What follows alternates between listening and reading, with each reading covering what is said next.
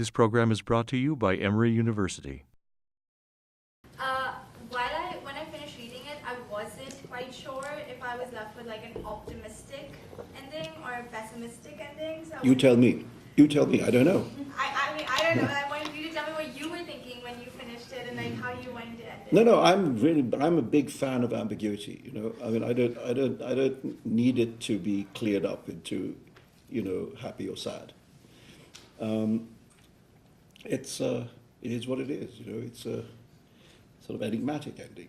It's not supposed to be a full stop. You know, it's a pause in a story that then doesn't continue. It is, I don't know. Truthfully, I mean, if you ask me whether I think it's, I think probably it's more melancholy than cheerful. You know, I mean, I don't think.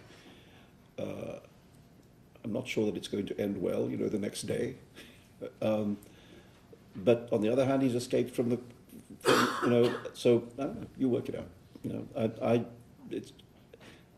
have once or twice deliberately had puzzle endings, and other times they're much clearer, but Shalimar the Clown probably is the one which has the most deliberately enigmatic ending with this kind of freeze frame of the arrow in flight, and the question is whether it finds its target or not, and it's interesting to me that when people have read that book and spoken to me about the ending, their opinion about whether the arrow finds its target or not is just about 50-50.